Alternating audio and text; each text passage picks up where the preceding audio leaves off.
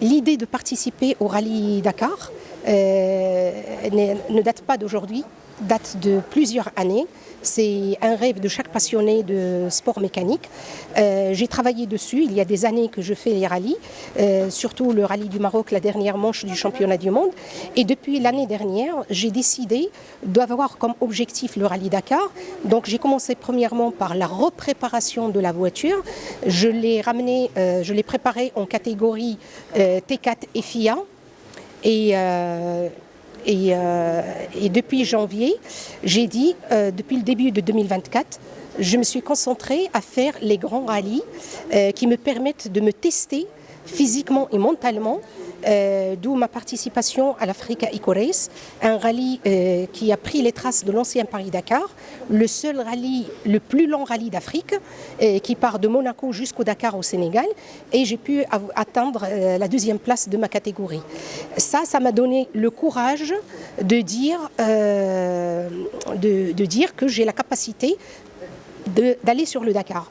Mon 2e rallye de l'année, qui m'a confirmé cette idée, c'est le rallye, le Morocco Desert Challenge, que j'ai fait en avril et qui est un grand rallye avec des compétiteurs de haut niveau.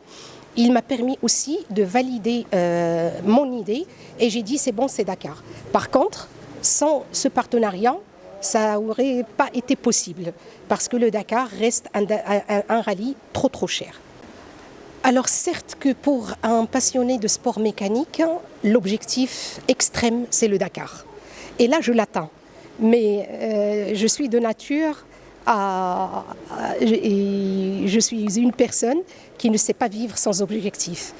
Et je ne vais pas annoncer le prochain objectif maintenant ce soir parce que je laisse déjà la surprise de mon partenariat, mais j'ai déjà un objectif après le Dakar qui sera très important pour le Maroc et pour la femme marocaine.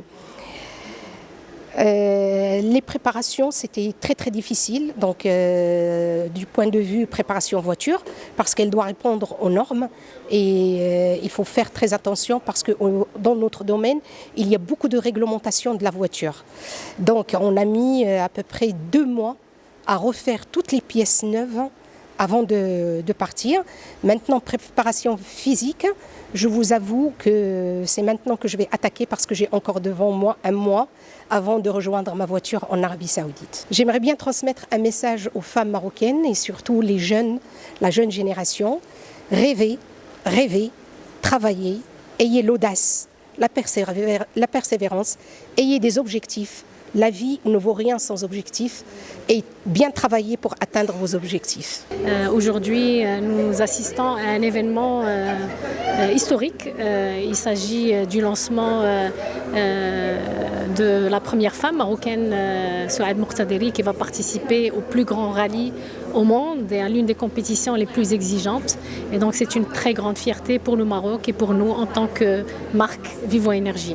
Ce partenariat s'inscrit justement dans notre volonté à accompagner les hommes et les femmes marocaines et marocains qui sont là justement ouverts pour relever les défis les plus compliqués et pour aller jusqu'au bout de leurs rêves, pour faire avancer notre beau pays, le Maroc.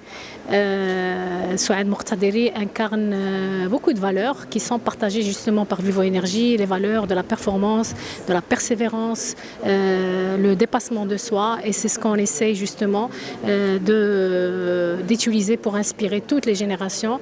Et à travers l'exemple de Souad Mortaderi, nous sommes convaincus qu'elle va justement inspirer toutes les générations et les autres personnes pour croire en leur potentiel et rêver grand pour réaliser de très grands projets. Nous sommes très fiers de ce partenariat avec Souad Mortaderi.